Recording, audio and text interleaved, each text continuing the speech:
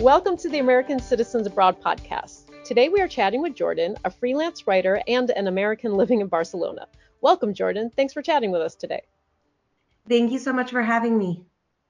Let's dive in. What motivated you to move from the US to Europe, and how did you decide that leap was worth it? It's something I've kind of always dreamt of since a kid. I've just always loved Europe. In the summers, I would usually travel here with friends out of high school. And that's why I think I just started to kind of romanticize Europe in general, that it's so different from the States, all the different languages and cultures. So I think it was always just something in my mind that I wanted to do. And it started to become more of a reality.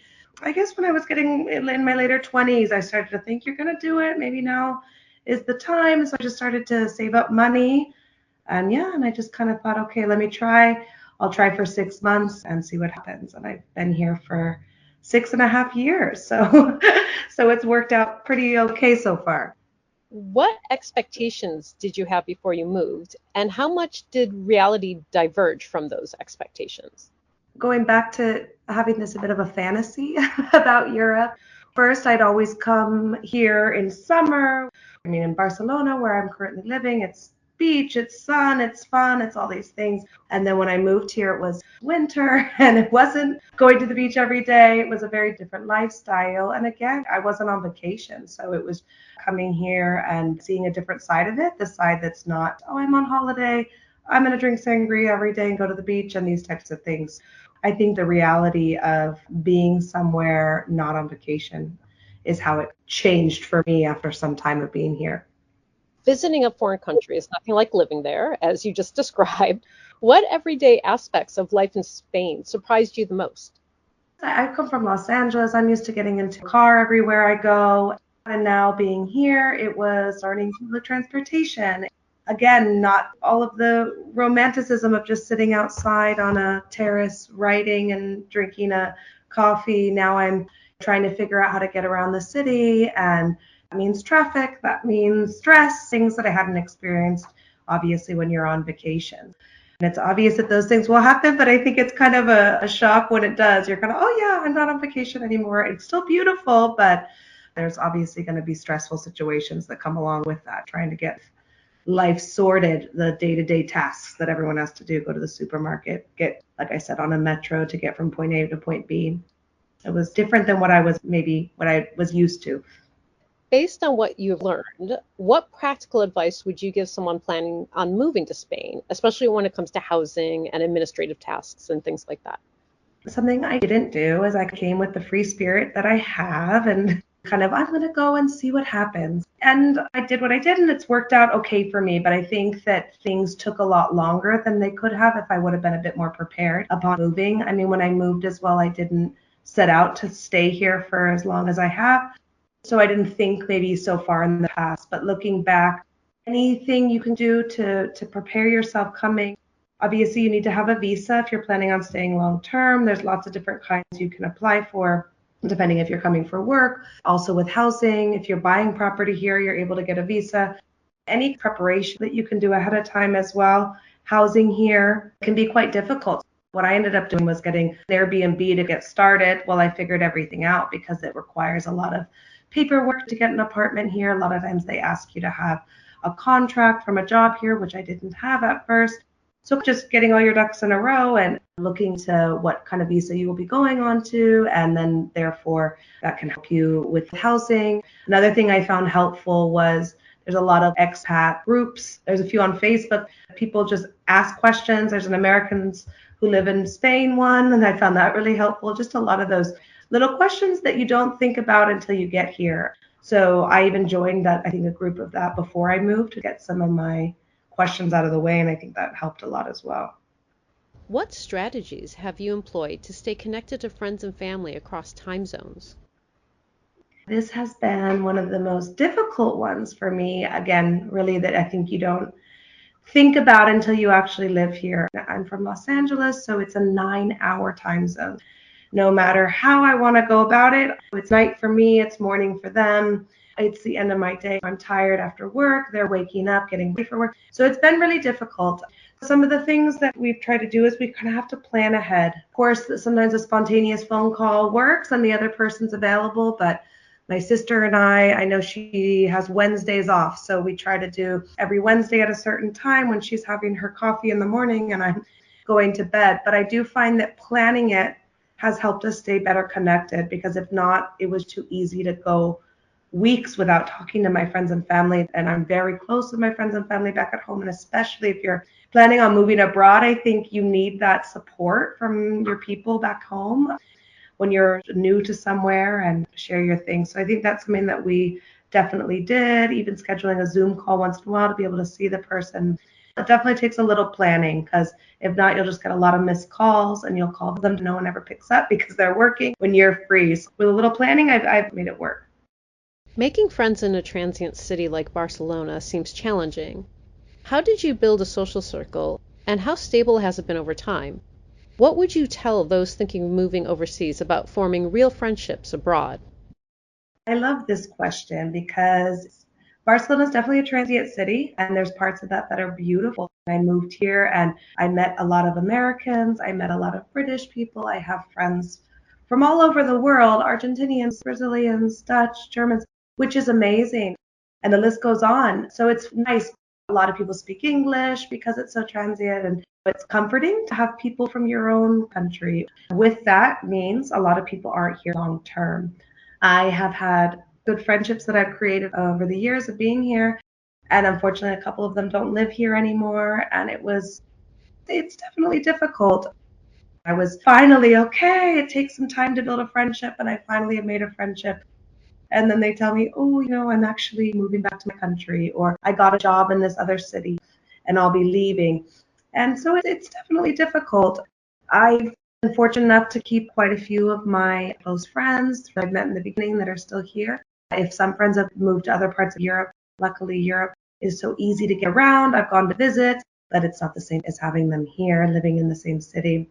There's a lot of meetup groups here, and I did a lot of that when I first moved here. Outdoor workout classes that were in English, and then I would meet other expats, and everyone goes for coffee after. So I will say Barcelona does not fall short at all of a lot of different kinds of ways to socialize with people who are from your country or speak your language. I also go to a book club at an English bookstore that's here, and that was a really nice way to meet fellow people who love to read and write.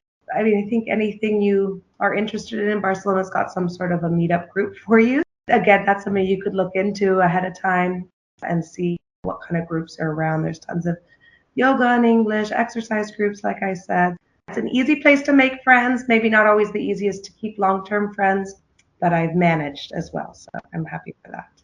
How has starting over in your 30s changed you, both personally and professionally? It's been a lot. It was a big risk. I was 32 when I decided to leave Los Angeles and move here and make the big leap. And that meant leaving everyone that I knew back at home, my comforts of home. That was scary personally, to really start over and to feel alone. I will say that taking the risk has paid off beautifully for certain aspects, one being that I met my now husband here, a wonderful Argentinian man that I met here in Barcelona, maybe a year after living here. And that was a easy push for me to stay, falling in love and finding him, which I don't know if we would have ever crossed paths if it hadn't been for us both taking the leap and moving abroad.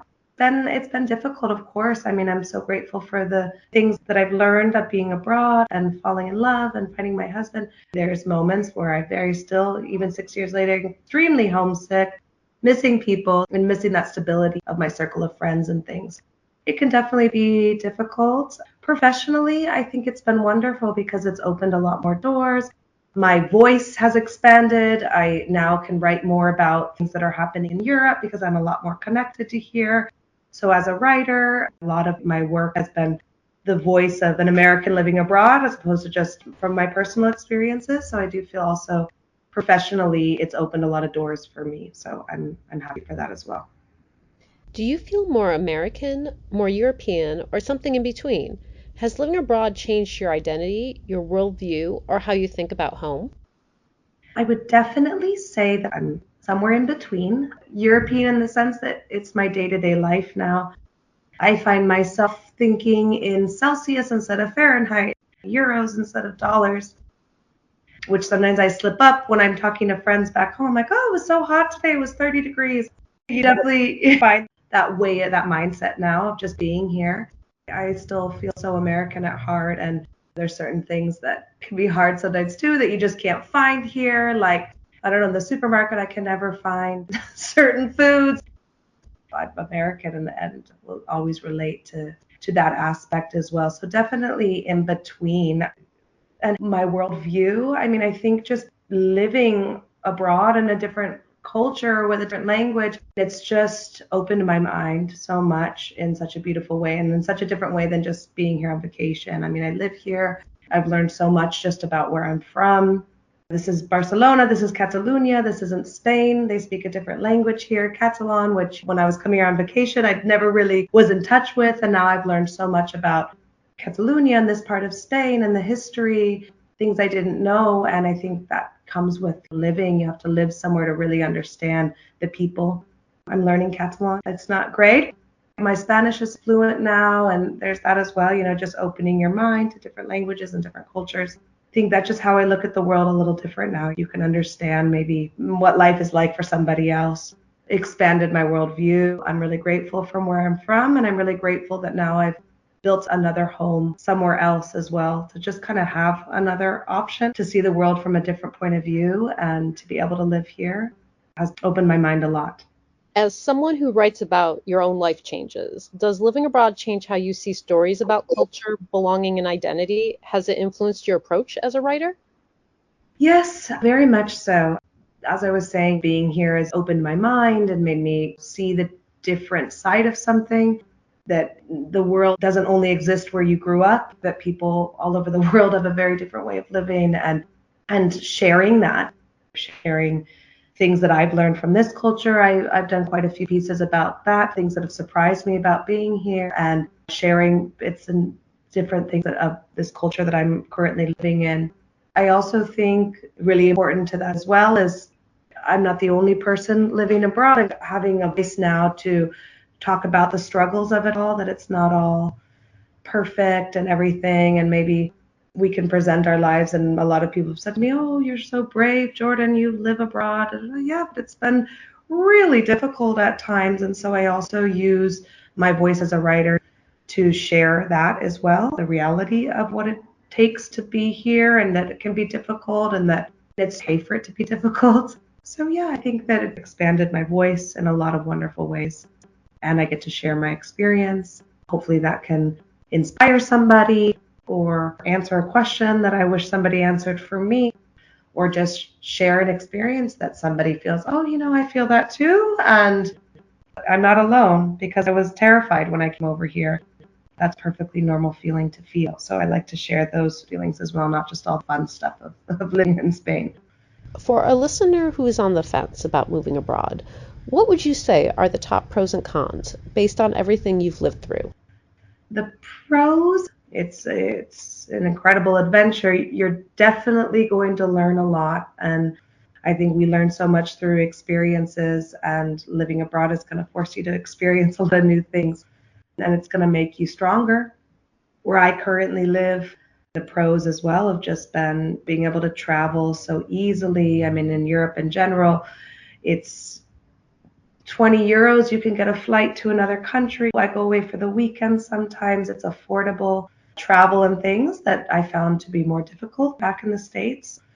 Also, quality of life. I mean, in my experience of where I am, I can walk to most places, where I was coming from a city where you're always in your car in traffic. So my quality of life has improved a lot in that sense. I get a lot more exercise. I'm walking around a lot more.